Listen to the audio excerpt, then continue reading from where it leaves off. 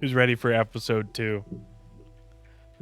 If you missed episode 1, you need to go check it out. It's where I talked about myself, and that's why it's so nice.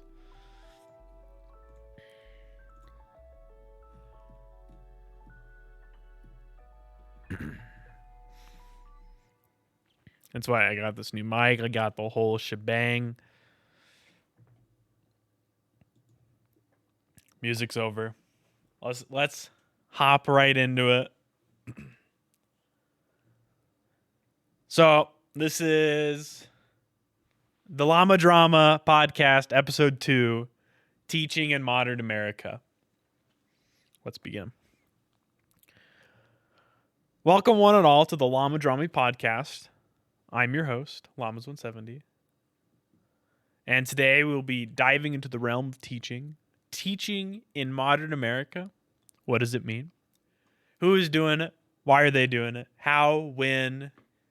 And all the other questions in between. Depending on who you ask, teachers are important. They are teaching the future of America. The future is in their hands. Other people don't hold as high of an opinion of them, or worse, they think they're useless in the modern world. Having to juggle students, administration, and large classrooms where everything comes down to it being your fault as the teacher. Having to work over the allotted time in your contract to keep up with grading, planning, and catching up. With the view of a teacher's job and status in America falling so much over the past few years, not to mention the hoops someone has to jump through just to become a freaking teacher nowadays. And with a starting average salary for a teacher in my home state of Colorado being $35,000. $35,724 to be exact. The average starting salary. Why would anybody want to be a teacher? That's almost minimum wage. I think that's slightly over minimum wage.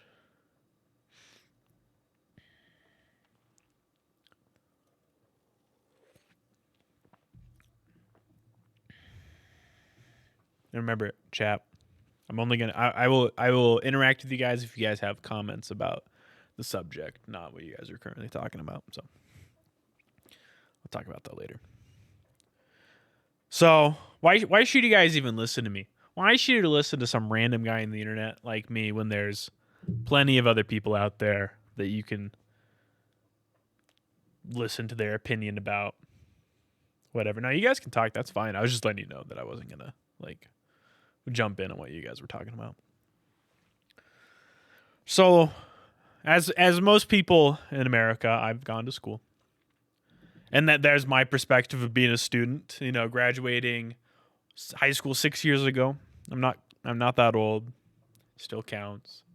I'm in college right now. I'm in my last semester of actual college, and then I have older siblings and younger siblings, so I've seen there's been a 10-year gap. I watched my siblings go through school. So there's a lot of change between that 10-year gap. And I mean, even just between me, you're right in the middle. There's been a big difference between even my older brother and my younger brother between what happened in our high school experiences. Your 10-year anniversary is in 2 years. When is my 10-year anniversary? Now we're talking at 6 years ago. I 4 years from now. We'll see how that goes. I'm not that old, I swear, guys. Then, from a perspective as an actual teacher, I am getting my degree in teaching, secondary education in physics, to be exact. That's been fun. Last semester I took mostly physics classes. The high level physics classes. And I was like, in this semester, I'm taking mostly teachers' classes, and I thought this semester was going to be easier. It's been easier, but way more work for the teaching classes, surprisingly. There's been several. The two main schools I spent time with are the public and charter schools. I spent several semesters in a public school doing my observations and teaching at. And right now I'm in a charter school. Vastly different, by the way, vastly different, way different. And I'm sure even that public school is way different now that they have a new building that costs more than probably my entire university. And throughout my time in between these schools, I mean, there's been a lot of students that I've spent time with. There's the students who care and don't care, the ones who show up, the ones who actually try to further their education, and then there's those students who they are legally forced to be there. I've seen it all. In my short time, year and a half almost of being in the classroom as a teacher so far, it's like you've seen it all. The teachers I've spent time with, even outside of my classroom, man, I see it. It felt like some of them were scraping by to get onto that new school building when they announced that the new building was up next semester. And oh man, it looked like they weren't going to make it. And then there were those, though, the teacher with I'm right now, he's excited. He likes to teach. He goes in there every single day and he has a good time. And I think he's retiring soon.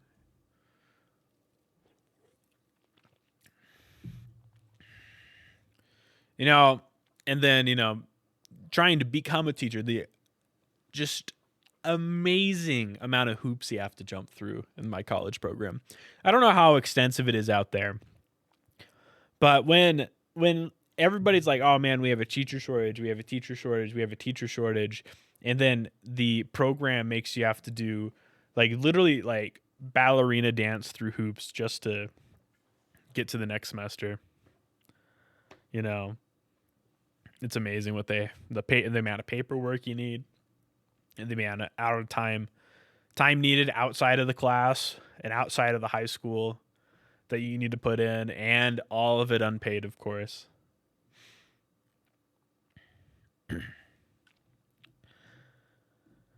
And I think I am the only physics teacher in the entire department of my college.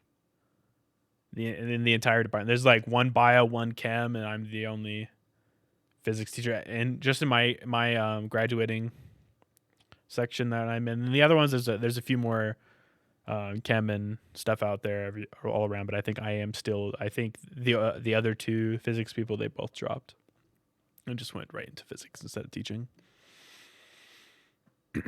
And any other reason you should listen to me? I'm a passionate guy about this kind of thing.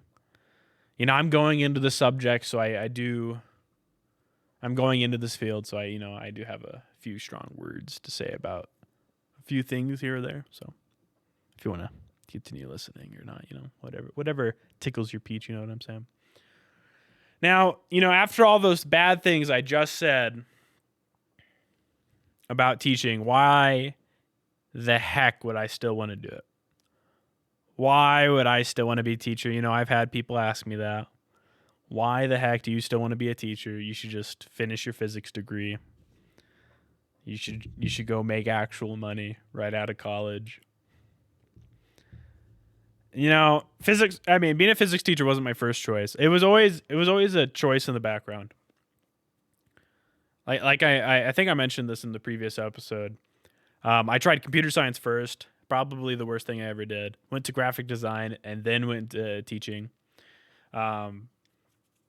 This is also in the why you should listen to me about teaching part. Teaching is something I've always enjoyed. Even today I was teaching my girlfriend, or this weekend I was teaching my girlfriend how to put a computer together. And I hope she got enough out of it to where she could do it by herself in the future if she had to. But I probably did too much of it. I've always enjoyed teaching.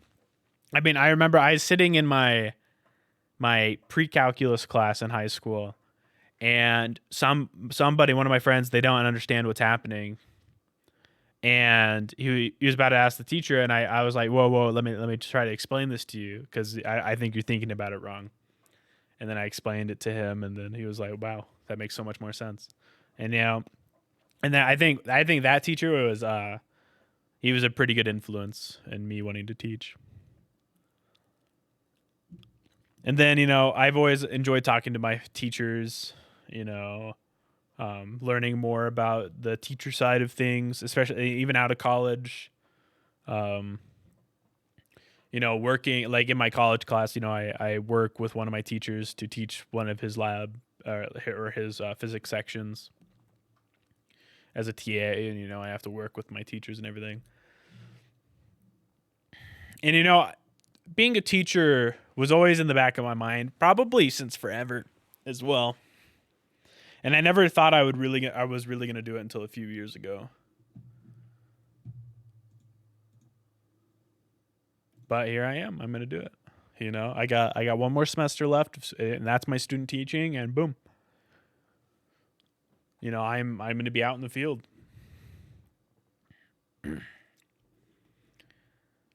And back onto the portion where it's like, why would I still want to be a teacher? Why would anybody want to be a teacher? Especially when not only is like the starting pay just abysmal, it's so sad.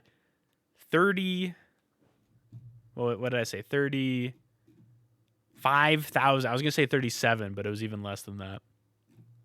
35,000 in my state right now is the average starting pay. It's not the starting pay near where I live right now, but it is the average. And I think that was of a few years ago that was taken. So it might have gone up since then. But I do have the source and everything after I looked it up and everything.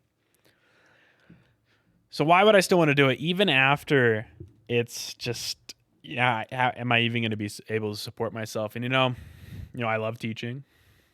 I think, every day when I get to go to my physics class, every other day when I go in for my observations, it's like, oh man, okay, I guess it's fine that I'm waking up really early because, I get to go in and I get to teach these students some really cool things about physics. And I think it will get better. And I think, these changes are going to happen soon. I mean, you had, I think when in the State of the Union, he mentioned it. Biden mentioned the base pay going up for public school teachers. And like it's like a national minimum wage or something like that. I mean, that would be awesome if that happened. Like my first year is just the base pay went up to $60,000. That would be insane. I think it's gonna happen soon. But even if these changes don't happen, it's not really about the money. The more money that you have, it's always better, right? But I don't need much to be happy, and my girlfriend's gonna make millions anyways, so I don't really have to worry about it. You know what I'm saying?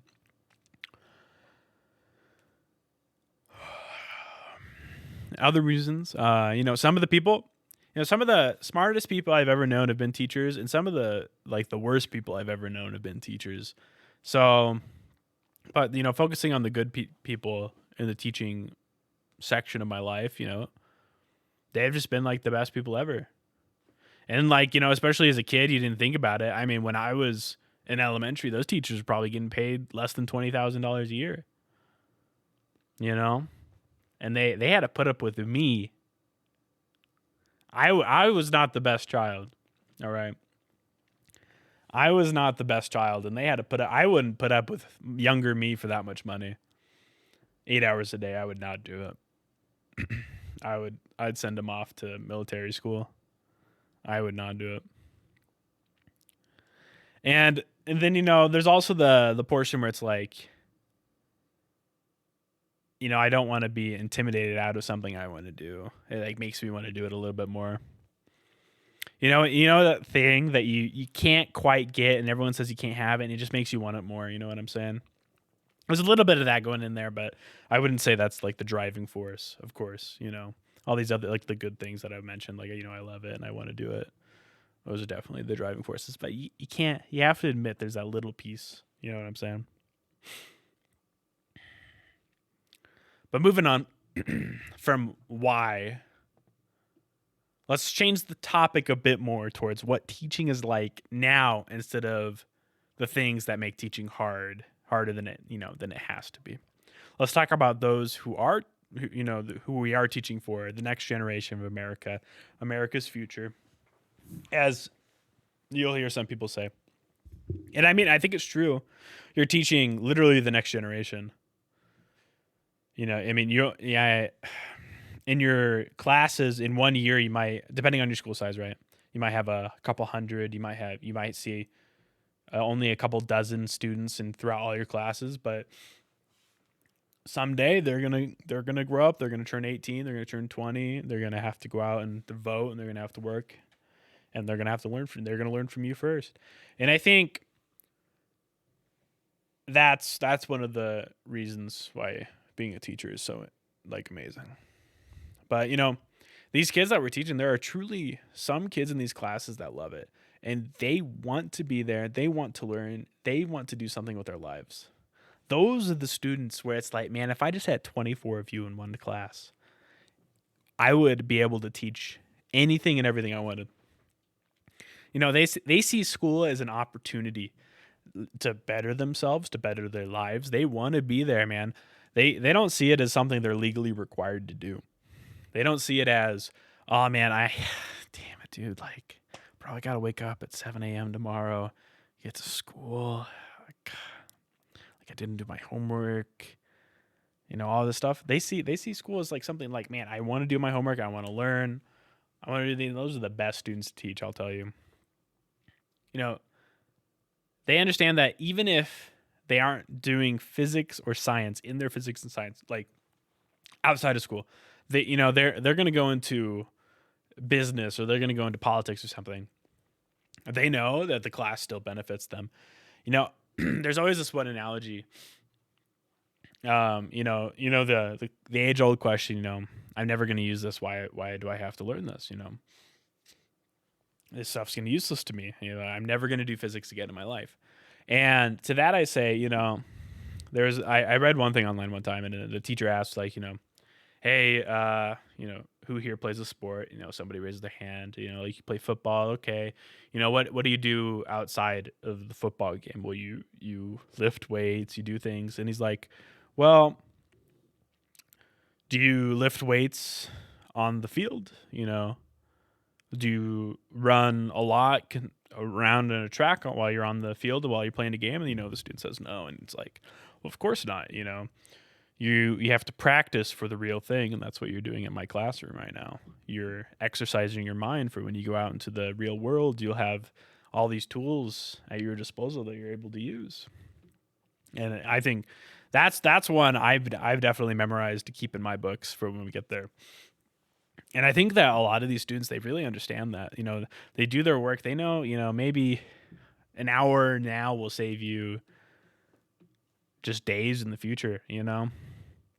The tools they're learning now, they'll be able to apply it everywhere. And the best part, I think, is they don't complain. Well, at least as much as some of the other students. Man, some of those students, I swear, it's if you put that time you were complaining into your work, you'd have an A in this class instead of the F you have right now. But, what can you do? You want more of the good ones, but you can't say you don't want any bad students in your class, right?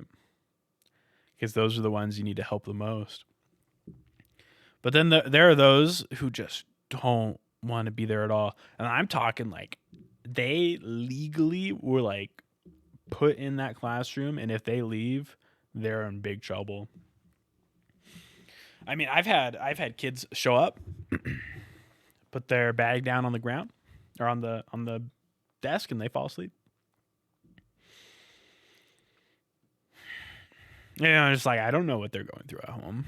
Maybe they actually just can't sleep at all. You never know. So and I'm not the teacher in the classroom. And I think that's one of the weird dynamics of being a student teacher. Is just I'm not really their teacher. I don't really want to be able to tell them hey, you can't really sleep in class, man. Can you please pay attention? There are those kids that they won't do the work unless you literally do it for them. I'm talking in my current physics class that I teach, I will ask them, I'm hey guys, what's the next step? We're doing literally the same exact problem we just did, almost number for number, word for word, the exact same problem. I'm hey guys, what do we do next? I don't know. Well, where do you start? And I told them all the steps. I've had them write down the steps. I've told them exactly how to do everything, and they will literally not do it. Like some of them, they won't even talk to me. They will not write down a single thing until I put it up on the board. I could write something completely wrong. I could start writing in Spanish, and they probably wouldn't notice. They would just write it down.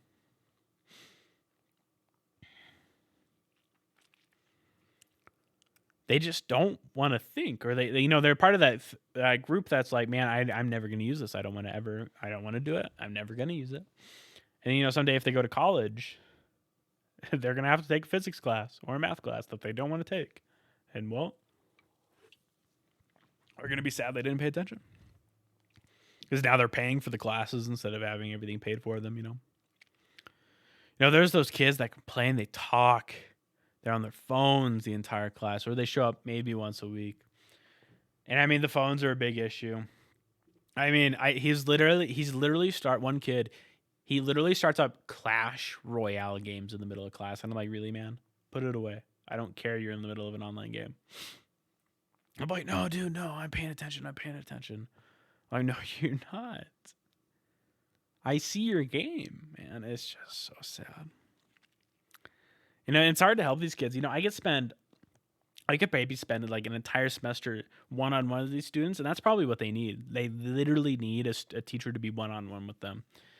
But if they, even if you do that, if they don't make the conscious effort to learn, they just won't. They won't do it. And I think you can see that really well with a lot of like adults in modern America these days. You just see like, oh, you were a terrible student. You didn't pay attention, and I can see it now because you're just plain stupid. And I'm afraid for a lot of these students, that's the way they're going to end up. They're not going to pay attention now. They're not going to exercise their brains. They're just going to play TikTok all day. They're going to be on their social media all day. It's going to melt their brains. They're not going to exercise their brains, and someday they're just going to be plain stupid. I mean, there's a reason why, like, I heard this fact one time. There's a reason why, like, the presidential speeches are written at a 5th grade reading level. There's a reason. It's because most people don't really understand much more than a 5th grade reading level.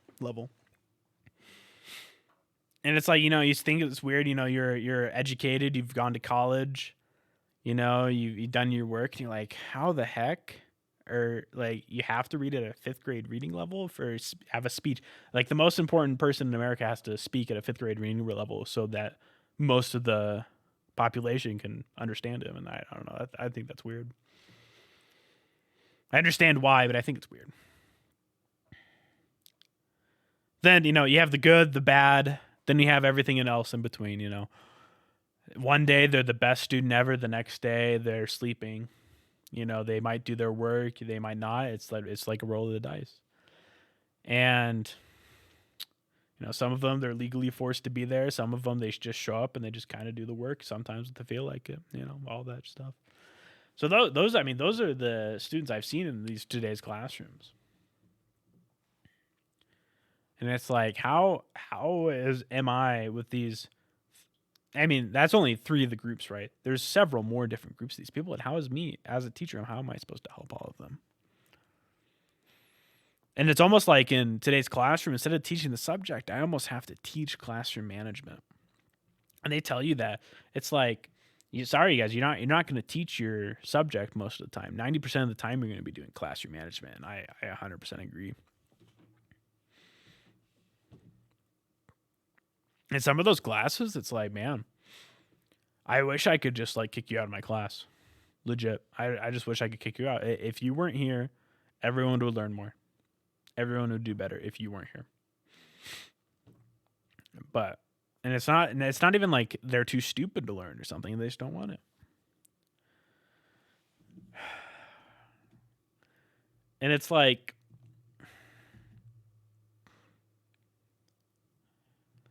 then there's also, I think COVID has done a number, like probably the worst thing ever when it comes to classroom management in recent years. I think it absolutely destroyed most of those kids who were going through. I'm happy I was graduated.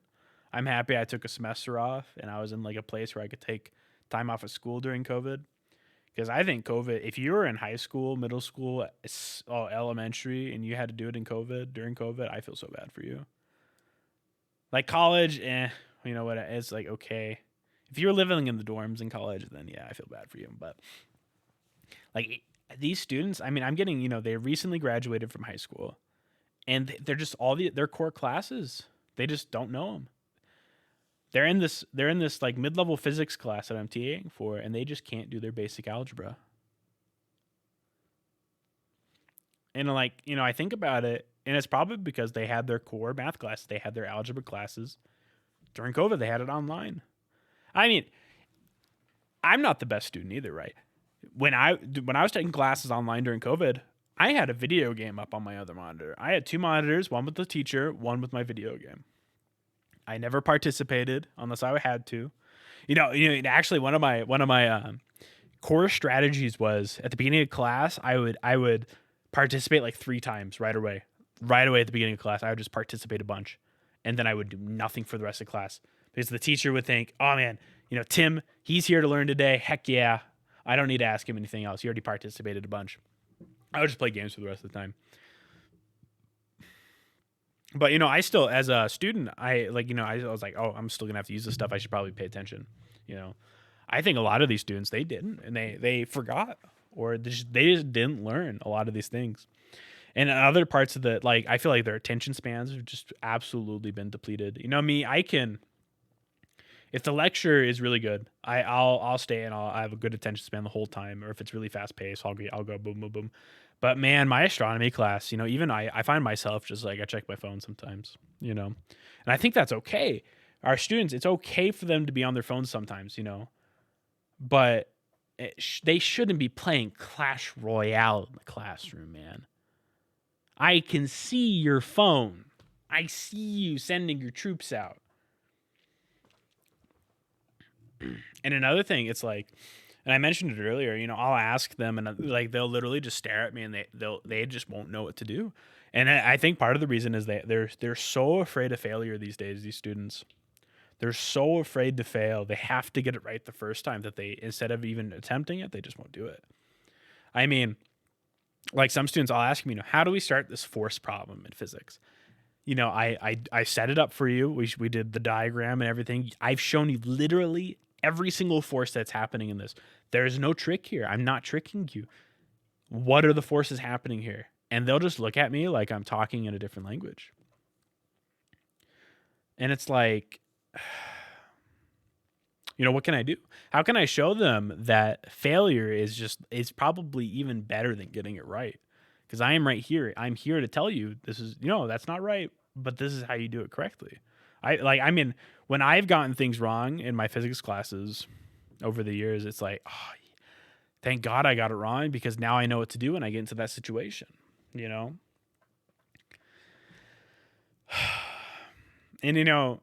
I think a lot of this stems from COVID over the, peak COVID back in 2020 and stuff like that. And I mean, it's still happening today, but I still agree. I agree with what we had to do back then with the online classes and everything. But no matter how good or bad it was implemented, it just wasn't as good as in person, But it's a sacrifice we had to do. But it's definitely coming to hurt us nowadays. But moving back more towards the topic of, the actual profession of teaching that I'm going to be going into, and many, thousands of people are doing in America. There are things that make me think twice about finishing my degree, and I graduate in this next fall. I've had people come, friends, family, and they're like, "Why? Why do you want to be a teacher?" It makes you think: Is it really going to be that bad? Whenever they have a teacher meeting, the first thing they always say it. They're like, "This profession's going to suck." That's literally every single time. They don't say this profession's literally going to suck ass, like you're going to hate your life. They basically say that, just in a nicer way because they're in a professional meeting. And then not only that, you get paid very little. you don't have enough time to do everything, so you have to work outside of your scheduled hours that you have to work. And in a regular class, in a regular job, if I had to come in for 50 hours a week or something like that for my job, I would get paid for those 50 hours. Yeah, maybe a lot of those salary jobs, they don't do that. Like, I think my brother, my older brother, he goes in like 50 plus hours a week, but he's on salary, so he doesn't get paid for those extra hours. They're only paying him for 40, and it's like, and then there's also, there's something that people don't talk about. I peruse a lot of the teaching subreddits and everything. There's a stigma inside of the teaching profession when it comes to this stuff. I've read that, teachers make fun of those teachers who don't stay extra. They don't work outside of contract hours. They put more time into it or they don't put as much time into it, and they do stuff when they're at school instead. And it's like, man, do you hate your life so much that you want your other fellow teacher to be like miserable? And it's like, I know when I get into my high school, I'm going to set it up because, hopefully I will have like, the power to do whatever I want with the classroom. I will set it up in a way where I don't have to do that extra time. I'll put a little extra time in at the beginning. I'll put that extra time in the beginning, so it'll save me just hours every week, and then I could use the same, like setup each passing year to do it. And I feel like most teachers, they just don't do that. They're like, man, I don't want to put in the time now, but it's going to cost them so much later. I think one of the things too, it's like, if something goes wrong in the classroom, if a student fails, if a student doesn't something, I've seen people where it's like, it's just the teacher's fault. It's never anybody else's fault but the teacher. And, like little Timmy, he wasn't paying attention in class. It's your fault. He pays attention at home. He's really good at home, but in your class, it has to be your fault because he doesn't pay attention to your class. The parents don't want to admit they're terrible parents, and then he's a terrible child at the school, and it's obviously the teacher's fault. I had a friend in her first semester of observations in the teaching program. She literally got yelled at by a teacher. She's a freshman in the teaching program, and a parent yelled at her because she went to a parent-teacher conference, and she's sitting there just observing. She wasn't really doing anything either, and the parent blamed her. It was like, ma'am, she's there once a week for a couple hours. It's her fault that your student's a terrible kid, or that your kid is a terrible kid. That was just insane to me. And then I've seen things where teachers are compared to essentially a babysitter. I don't know how the elementary teachers do it, man. They are literally, some of them, it's just like you just are a babysitter, especially like the younger and younger they get, right? They are just literally babysitters. But they have to like somehow teach these kids how to do these things. Like, maybe you shouldn't do that because it'll hurt you, or, things like that. Things that'll like get them on to the next one. How to read, like, maybe you should read a book, or maybe, color, do all these things. I don't know what an elementary ed does. I'm sorry. I don't know how it makes up like 90% of the teaching department at my school, but what can you do?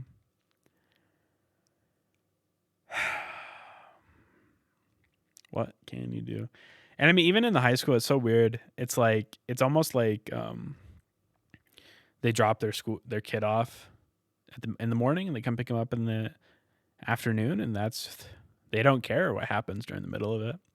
And I think that extends back to some of those kids where their family, or they don't really care what they do in the school and everything. They don't care. They just have to be there, and it's probably just stems from their parents. Their parents didn't teach them the important. My parents, I was taught like, this is really important, right? like teaching, like, going and learning this stuff is really important. And I took the time. I learned all these things, and here I am. I'm learning upper level physics. All this stuff, going into teaching, and I think teaching really starts with the parents. And I think most parents these days in America, they think it starts at the school, and I truly think it starts with the parent.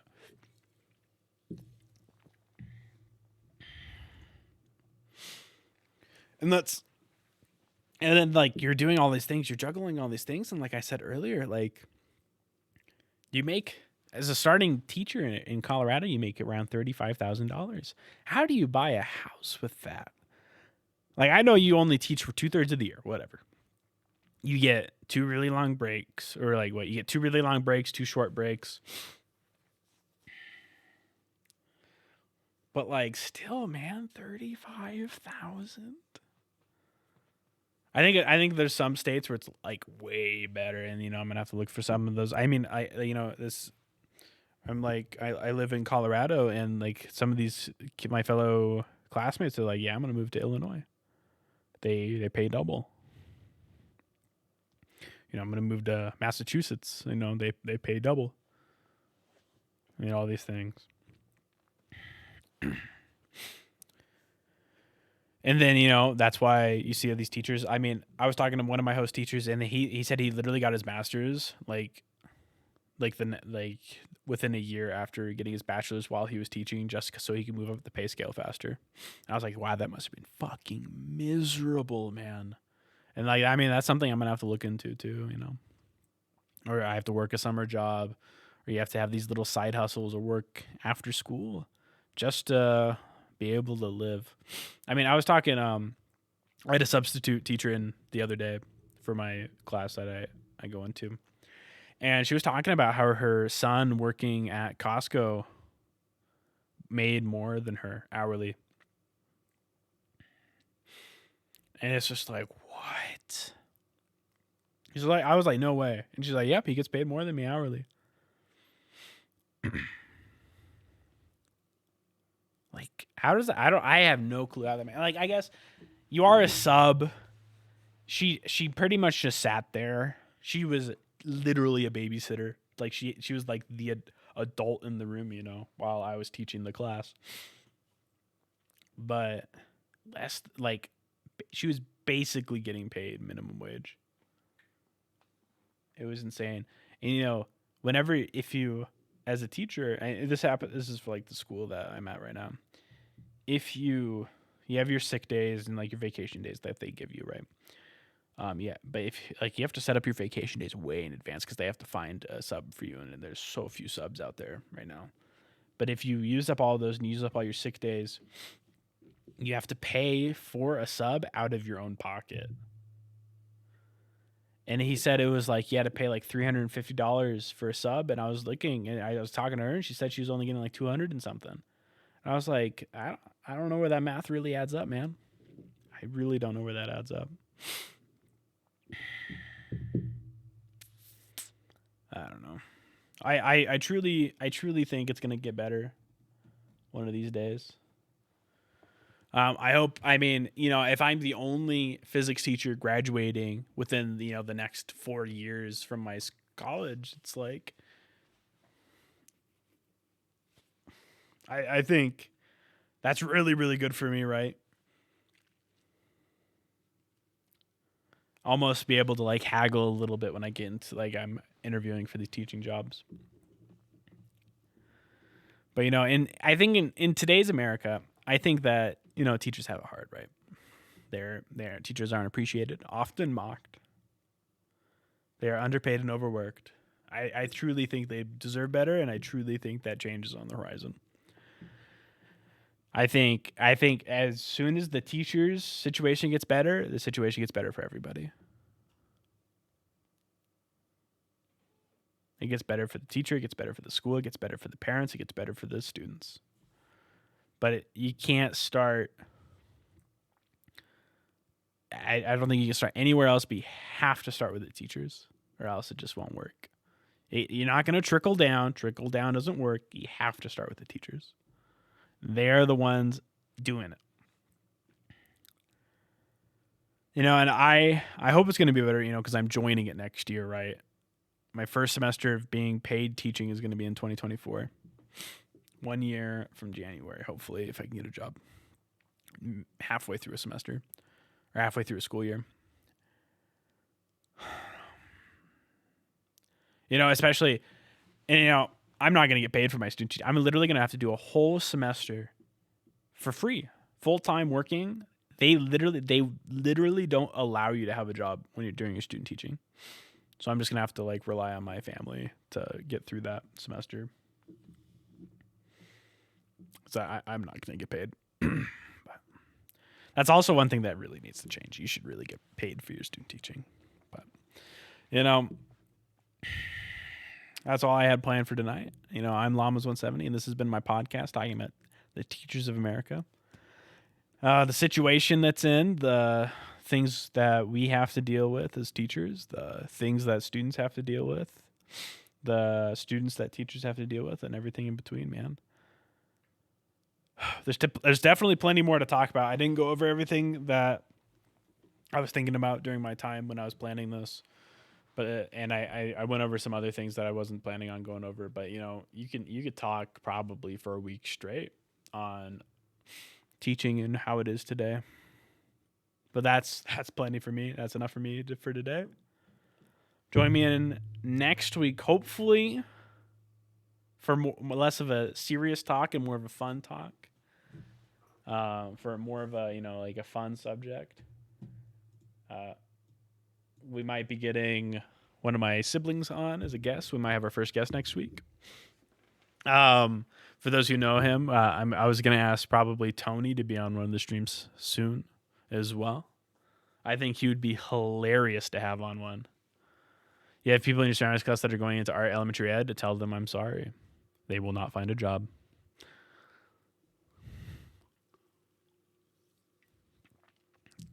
They will literally not find a job. When I walk into the entire school of teachers, we have a meeting, and they ask, okay, everyone raise your hands if you're elementary ed.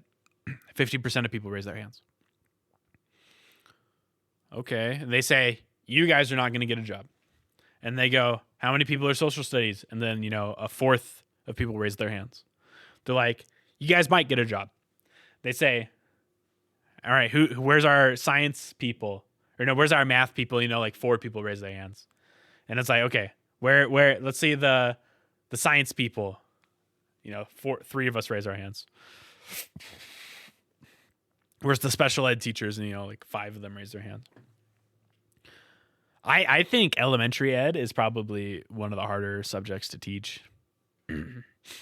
Because you don't really you have to teach it while also your job is literally just being a babysitter as an elementary ed teacher. It is probably the hardest thing to teach correctly, because you're probably not teaching ever. You're probably literally just doing classroom management, trying to make sure your kids don't kill each other and actually kind of learn something. I think that'd be the absolutely worst part of that.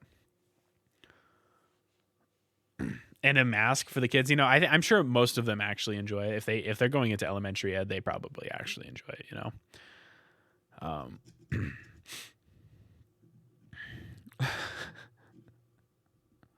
Yeah, okay, guys, teacher needs to step out for a smoke break.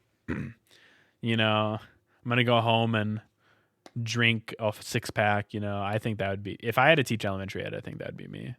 I'd have to go home and I'd have to drink to get through that.